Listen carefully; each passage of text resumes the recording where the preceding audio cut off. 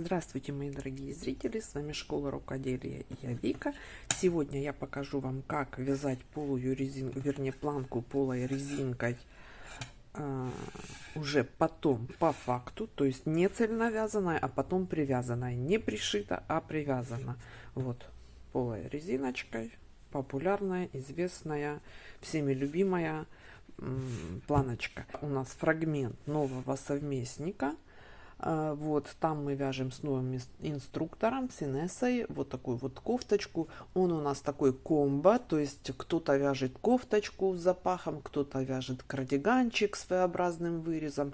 Ну, в общем, совместник основа, сложный реглан со всеми ростками, выточками, посадкой на фигуру. Вот, и модель, вот V-образный вырез, запах или застежка или джемпер. Вот, поэтому присоединяйтесь, девочки только начали. Вот, все еще успеют и все еще свяжут к лету. Вот вяжется такая вот кофтейка интересная. Вот, и вы еще можете к этому присоединиться. Все ссылочки под видео в описании, в первый комментарий я добавлю. Также добавлю админа в Telegram, к которой вы можете обратиться, либо в Инстаграм лично ко мне, вот, с вопросами, если хотите поучаствовать. Итак, девчонки, планка полой резинкой, смотрите, вот, все как вы хотели, притом связана отдельно от полотна, но привязана она не пришита, то есть она связана потом по факту после вязания изделия. Значит, смотрите, у меня синий образец и голубая нить, для того чтобы вам было все видно. Вот, допустим, это ваша кофточка, которую вы связали. Теперь вы набираете планку. Обязательно число петель четное, обязательно, и обязательно набираем петли на одну спицу. Скажем, я набираю 12 петель: 3, 4, 5, 6, 7, 8, 9, 10, 11, 12. На одну спицу мы набираем, потому что край нам не нужен растянутый, наоборот. Мы сейчас будем переходить в полую резинку, и нам нужен этот краешек такой вот стянутый. Значит, первую петлю снимаю, вторая лицевая, третью как изнаночную снимаю нить перед работой, лицевая, снимаю нить перед работой, лицевая, снимаю нить перед работой, лицевая, снимаю, лицевая, снимаю, и последняя лицевая. Вот я ее сейчас переснимаю на правую спицу. Я ее прям буду цеплять прям за наборный ряд внизу. Вот. Теперь возвращаю эту петлю и провязываю. Вот видите, я подняла с полотна синяя петля и голубая, это петля моей планки. Я их провязываю 2 вместе. Разворачиваемся. Изнаночный ряд. Вот эту лицевую петлю, смотрите, я вот так вот подхватываю сзади. Не просто вот так снимаю, а я ее разворачиваю. Вот. И так делаю всегда. Далее у нас лицевая, изнаночную снимаю, лицевая, изнаночную снимаю, лицевая, снимаю. Ну, то есть мы сразу же вяжем полую резинку, сразу, не отходя от кассы. Кромочную провязываю лицевой. Пробовала я провязать изнаночной, мне не нравится, как выглядит потом вот ребро этой планки, поэтому лицевой. Снова сзади ввожу спицу и разворачиваю эту петлю. Вяжем. Далее все время полая резинка, ничего мы не меняем. Все кромочные у нас лицевые, в начале ряда разворот. Так, кромочная.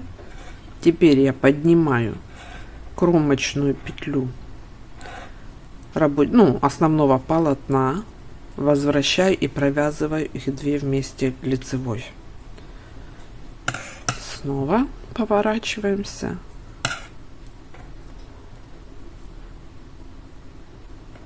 развернула. Так, пока вяжу, хочу сказать, для того, чтобы планка гармонично смотрелась, нужно делать укороченные ряды по планке. Почему? Потому что у нас по большому счету 2 ряда как один ряд. Понятное дело, что планка нам нужна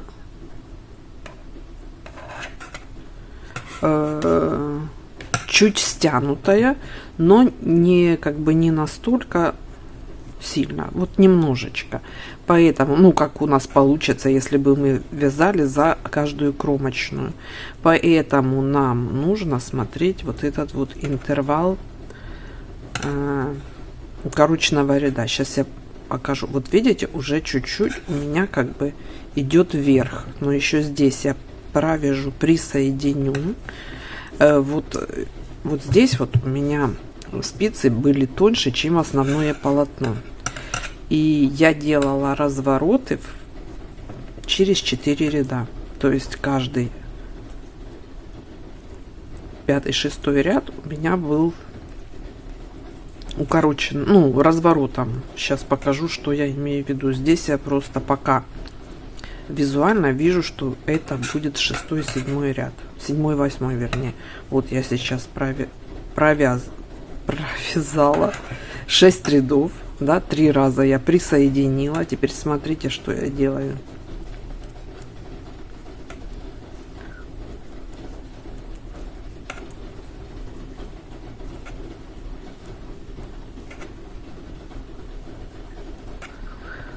Так, я здесь. Вот смотрите, если я сейчас попытаюсь присоединить эту петлю, насколько уходит, то есть, понимаете, тут нужно включать логику. Вот я здесь визуально уже вижу, что мне нужно развернуться, чтобы подняться к этой петле и присоединить ее. Что я в этом случае делаю? Это у меня 7 ряд. Я провязываю кромочную лицевой и не присоединяюсь. Я бы это назвала холостым разворотом.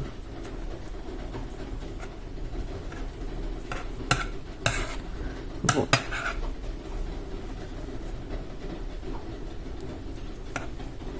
А в следующем ряду я уже присоединюсь. И вот провяжу 6 рядов и потом сделаю следующий холостой разворот. Так, смотрите. Вот теперь я уже поднялась. И ложится у меня все отлично. И вот сейчас я вот так вот тоже визуально смотрю, что мне придется развороты все-таки через 4 ряда. Вот скорее всего, что это и есть вот такая вот, ну, общая формула. Ну, не считая, то есть каждый 5-6 ряд у нас будет разворот в холостую. Сейчас я провяжу этот образец до конца, и мы с вами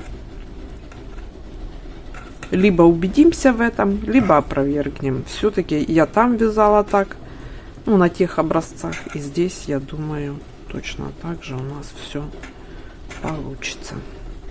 То есть это такая стандарт формула. Второй раз я присоединяюсь. Да, через 4 ряда. Каждый 5-6 ряд это холостой разворот. В общем, я сейчас провяжу образец до конца. Сейчас покажу вам еще один этот разворот холостой. Вот. И с таким интервалом. В исключительных случаях, я думаю, будет по-другому. Например, в горловине, вот, там нужно будет вообще, наверное, без разворота вязать. Вот, чтобы это все гармонично легло. Вот, я делаю холостой разворот, то есть не присоединяю. И только потом со следующего ряда начинаю присоединять. Все, я довяжу, покажу вам, докажу, вернее, или опровергну эту теорию. Вот. И мы закроем еще петли, я вам покажу. Вот. Видите, чтобы планка, смотрите, как получается. Вообще ничего не видно. Вот. А здесь Здесь получается вот это кромочная. Можно цеплять за 2, чтобы не было кромочной. Сейчас я попробую. Давайте. Я сейчас прицеплю за 2. Ну, то есть присоединю за 2 кромочные. И довяжу до конца. То есть до этого я вязала за 1 кромочную, цепляла.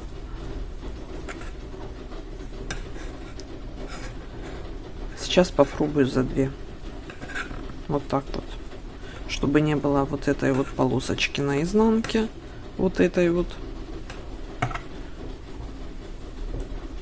Я присоединила за 2 кромочные. Все, и погнала я довязывать.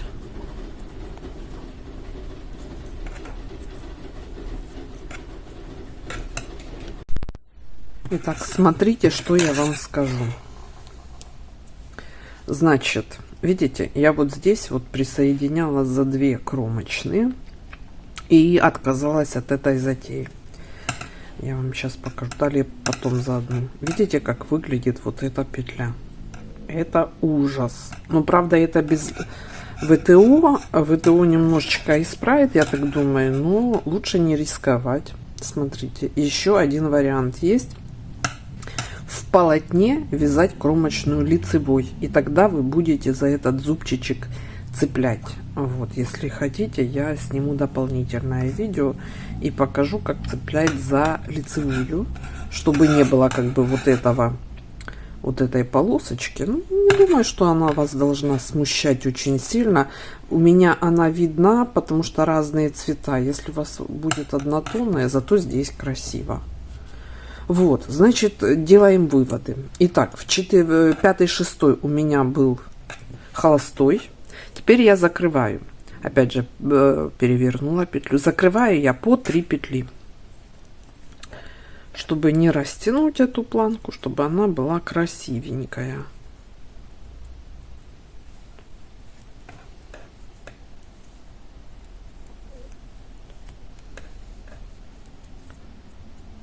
Я надеюсь, я вам помогла этим видео. Всем. Так, смотрите, последняя. И я ее беру. И прямо отсюда снимаю, поднимаю и провязываю 3 вместе. Всем удачи. Я думаю, получится шикарные кофтецы у вас. Вот. И потом, естественно, вот эту вот ниточку. Эту я продеваю прям вовнутрь, чтобы было красиво. Да че ж такое, не хочет она. Ну, я думаю, вам понятно принцип. Эту вот увожу туда. Можно в эту кромочную, как бы несколькими движениями. И эту. Тут, кстати, можно вот этой вот ниточкой еще скрепить это все вязание. Видите, чтобы здесь совсем уж было незаметно. Поэтому, девчонки, очень хороший способ связать в кайф все отдельно и потом в кайф это все обвязать. Во, видите, не нравится мне этот центр. Здесь оно ровнее. Вот как ни крути, здесь если какая-то петелька и провернулась, то она становится на место, очень удобно. А вот здесь вот такое прям корявое, видите, поэтому делаем выводы. Все, всем пока.